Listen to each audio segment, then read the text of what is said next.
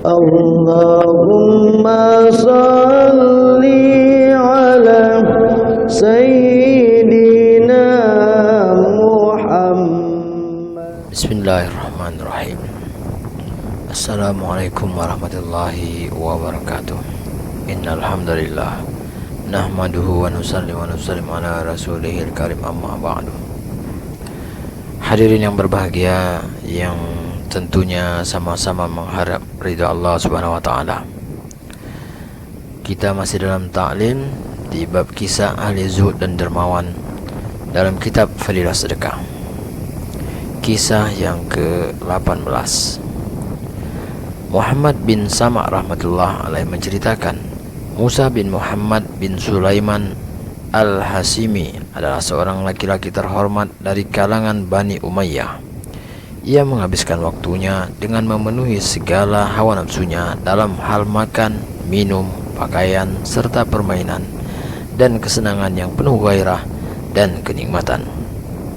Ia sendiri adalah orang yang sangat tampan bagaikan bulan purnama. Ia hidup di sebuah istana untuk menikmati hidupnya bersama wanita-wanita cantik dan teman-temannya.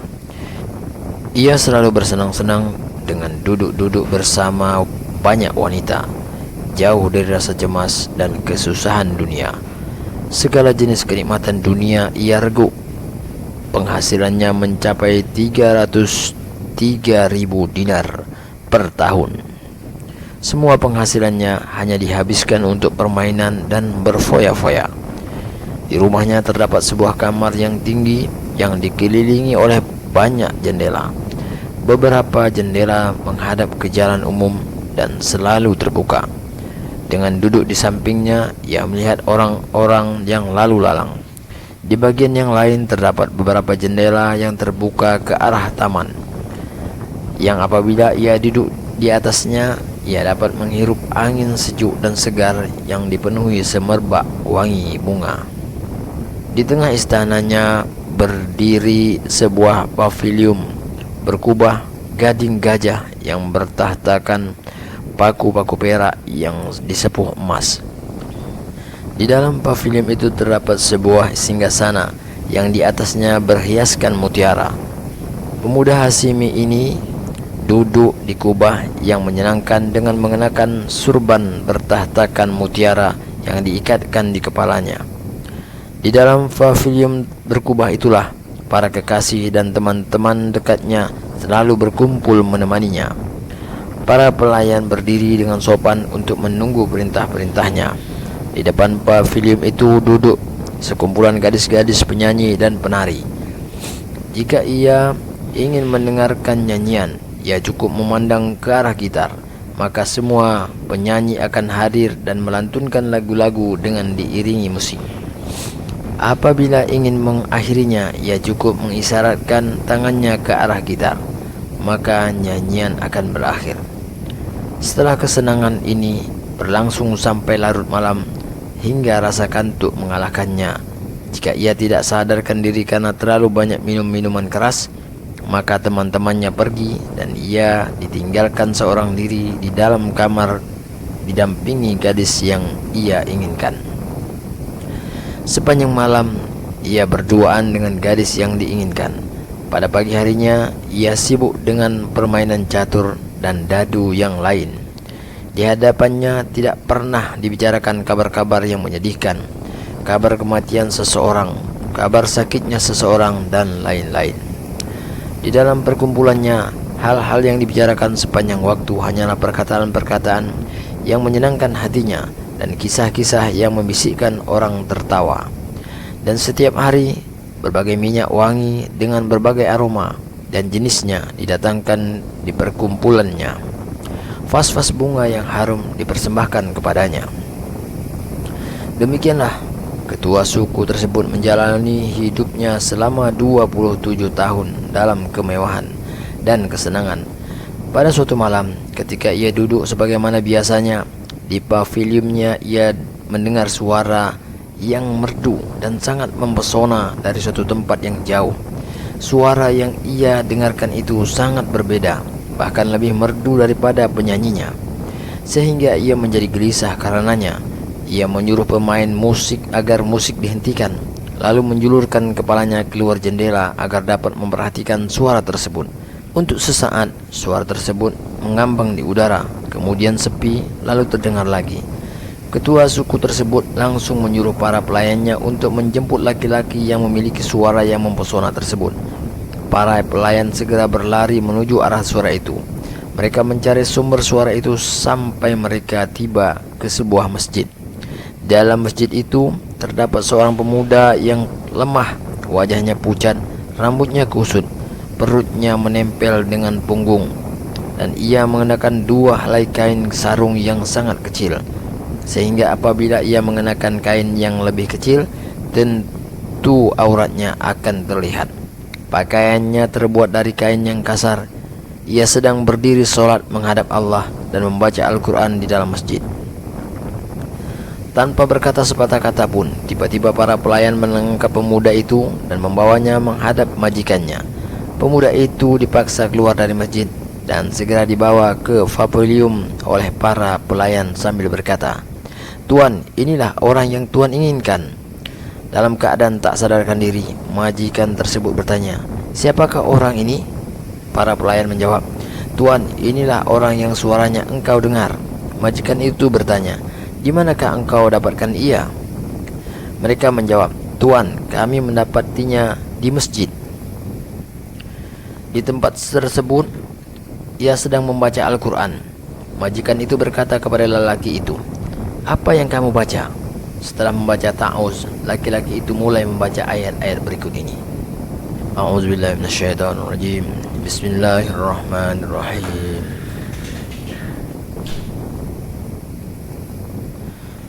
Innal abrara lafi na'im 'alal araiki yanzurun ta'rifu fi wujuhihim nadratan na'im yusqawna min rahikim makhtum khitamuhu misk wa fi dzalika falyatanafasil mutanafisun wa mizajuhu min tasnim ainan yasrabu bihal muqarrabun.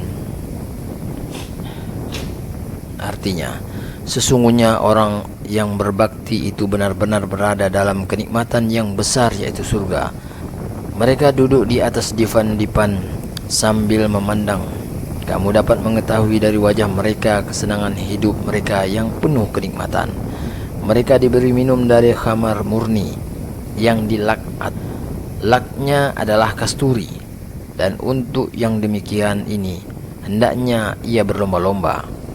Dan campuran khamar murni ini adalah dari tasnim, yaitu mata air yang minum darinya orang-orang yang didekatkan kepada Allah.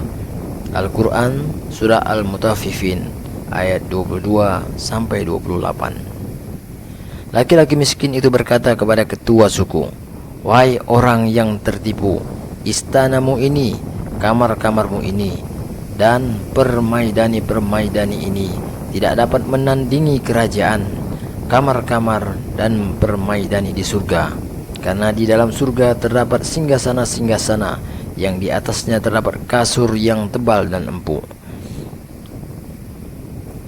Wa furushim marfu'ah, dan kasur-kasur yang tebal lagi empuk." Al-Quran Surah Al-Waqiah ayat 34.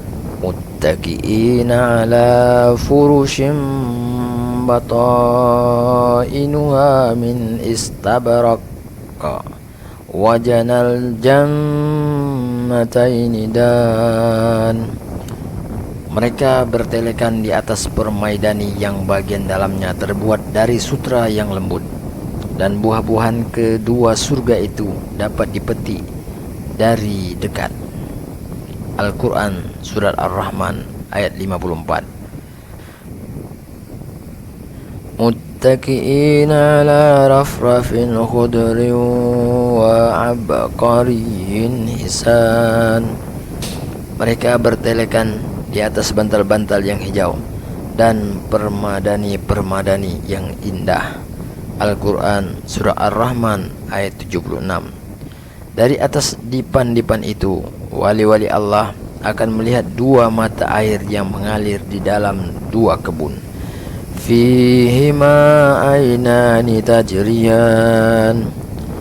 Di dalam kedua surga itu ada dua buah mata air yang mengalir. Al-Quran Surah Ar-Rahman ayat 50. Fihima min kulli fakihatin zawjan. Di dalam kedua kebun itu terdapat segala macam buah-buahan yang berpasang-pasangan. Al-Quran Surah Ar-Rahman ayat 52. La maqtu'atin wa la mamnu'ah. Yang tidak berhenti buahnya dan tidak terlarang mengambilnya. Al-Quran Surat Al-Waqi'ah ayat 33. Fahuwa fi isyatir radiyah fi jannatin aliyah. Mereka di dalam kehidupan yang diridhoi, dalam surga yang tinggi. Al-Quran Surat Al-Haqqah ayat 21 sampai 22. Fi jannatin aliyah la tasma'u fiha laghiyah fiha aynun jariyah fiha sururun marfu'ah wa akwabun mawdu'ah wa namariku masfufah wa zarabiyu mabsusah. Di dalam surga yang tinggi, yang tidak kamu dengar di dalamnya perkataan-perkataan yang tidak berguna. Di dalamnya terdapat mata air yang mengalir. Di dalamnya terdapat tahta-tahta yang ditinggikan dan gelas-gelas yang terletak di sampingnya. Bantal-bantal sandaran yang tersusun serta permadani-permadani yang terhampar. Al-Quran Surat Al-Ghasyiyah ayat 10 sampai 16. Innal muttaqina fi dhilalin wa uyun. Sesungguhnya orang-orang yang bertakwa di dalam naungan yang teduh dan di sekitar mata air. Al-Quran Surat Al-Mursalat ayat 41. Ukuluha daimu wa dhilluha tilka uqbal ladzina taqaw wa uqbal kafirinan nar. Buahnya tak henti-hentinya dan naungannya demikian pula. Itulah tempat kesudahan bagi orang-orang yang bertakwa, sedangkan tempat kesudahan bagi orang-orang kafir adalah neraka. Al-Quran Surah Ar-Ra'd ayat 35. Betapa panasnya api itu, semoga Allah menjaga kita. Innal mujrimina fi adabi jahannam khalidun la yufattaru anhum wa hum fihi mublisun. Sesungguhnya orang-orang yang berdosa kekal di dalam azab neraka, tidak diringankan azab itu dari neraka, dan di dalamnya mereka berputus asa. Al-Quran Surat Az-Zuhruf ayat 74 sampai 75.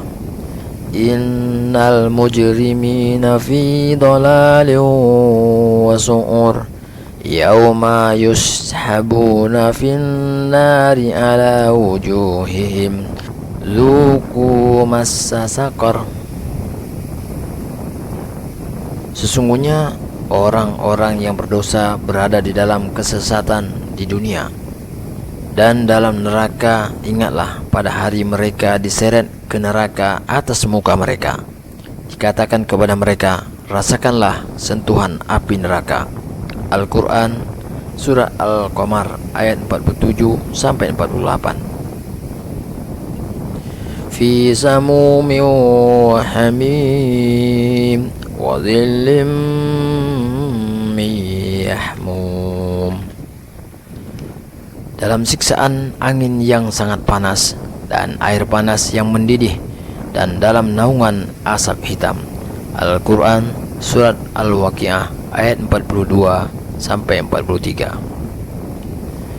Yubassarunahum يود المجرم لو يفتدي من عذاب يومئذ ببنيه وصاحبته وأخيه وفصيلته التي تؤويه ومن في الأرض جميعا ثم ينجيه كلا إنها لظى نزاعة للشوى تدعو من أدبر وتولى وجمع فأوعى. Sedang mereka saling melihat. Orang kafir ingin seandainya ia dapat menebus dirinya dari azab hari itu dengan anak-anak, istri-istrinya, saudara-saudaranya, dan kaum familinya yang melindunginya di dunia, serta seluruh orang-orang di bumi. Kemudian ia mengharapkan tebusan itu dapat menyelamatkannya. Sekali-kali tidak. Sesungguhnya neraka itu api yang bergejolak, yang mengelupaskan kulit kepala, yang memanggil orang yang membelakangi dan berpaling dari agama, dan mengumpulkan harta benda lalu menyimpannya. Al-Quran Surat Al-Ma'arij ayat 11-18. Orang seperti ini berada dalam penderitaan yang sangat dan dalam azab yang pedih serta dimurkai oleh Allah. Wa 'alaihim ghadabun wa lahum 'adzabun syadid. Mereka mendapat kemurkaan Allah dan bagi mereka azab yang sangat keras. Al-Quran Surah Asy-Syura ayat 16. Yuriduna an yakhruju minan nari wa ma hum bikharijina minha walahum adzabum muqim.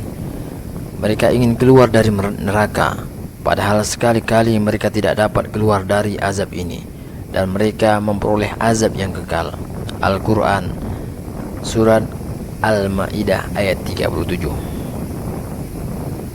Setelah mendengar ayat-ayat tentang surga dan neraka yang dibacakan oleh laki-laki miskin tersebut, ketua Hasimi ini berdiri dari kursinya dan memeluknya. Ia menangis sejadi-jadinya. Ia menyuruh semua teman-temannya pergi.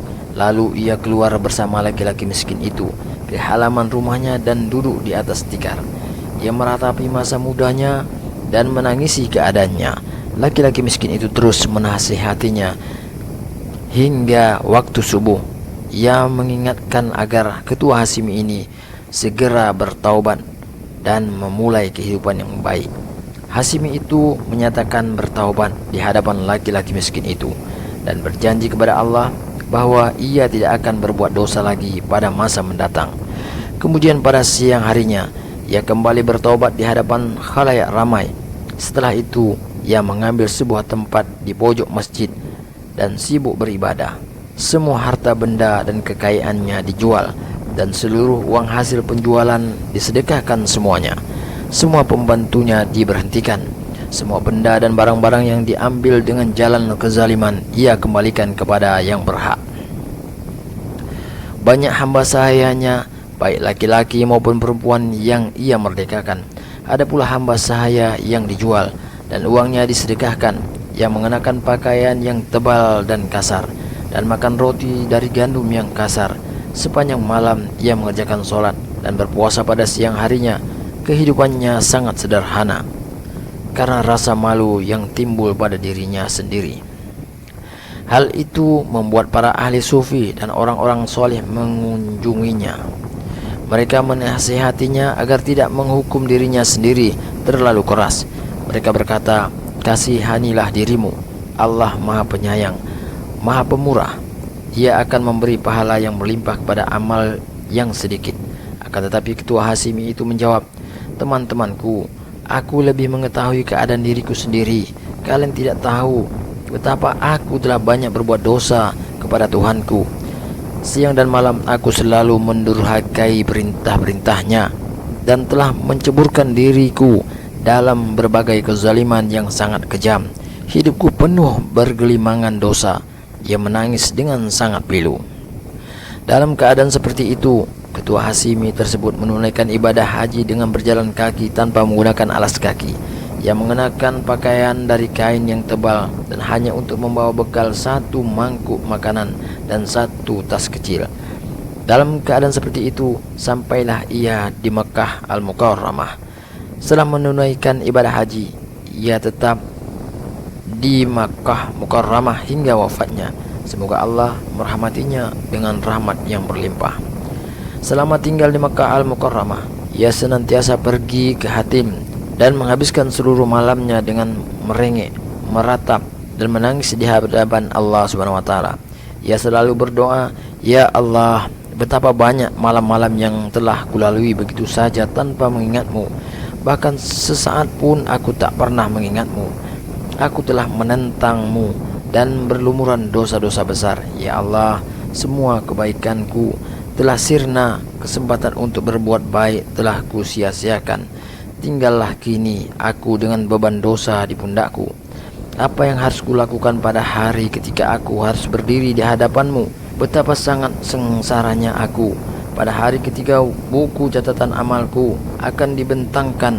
Betapa malunya aku mendapatkan buku catatan amalku dengan kehinaan dan penuh dosa. Ya Rabb, aku merasa bahwa kemurkaanmu adalah kebinasaan bagiku. Ya Rabb, Engkau telah melimpahkan keberkahanmu kepadaku, tetapi aku telah menyia-nyiakan dan berpaling darimu. Ya Rabb, Engkau selalu mengawasi semua gerak-gerikku ketika aku banyak berbuat dosa yang sangat memalukan, tetapi Engkau menahan diri dari mengazabku. Ya Allah, ya Tuhanku, kemana lagi aku harus bersandar dan berlindung selain kepadamu? Kemana lagi aku akan melarikan diri? Ya Allah, ya Tuhanku, aku merasa tidak layak memohon kepadamu, tetapi aku tetap memohon kepadamu untuk mengampuni segala dosaku dengan limpahan kemurahanmu, kemuliaanmu, dan karuniamu yang tidak ada batas. Kasihanilah hambamu ini, ya Allah. Dalam kitab Ra'd, demikian hadirin berbahagia, kita telah dengarkan satu kisah. Semoga kisah ini menjadi inspirasi dan menjadi kerisauan kita bersama, dan kita senantiasa berharap kepada Allah Subhanahu wa taala agar Allah memberikan kekuatan pada kita untuk mengamalkan dan menyampaikan kepada saudara kita. Dan untuk sempurnanya majelis, kita tutup dengan doa. Subhanakallahumma wa bihamdika asyhadu an la ilaha illa anta astaghfiruka wa atubu ilaik. Assalamualaikum warahmatullahi wabarakatuh.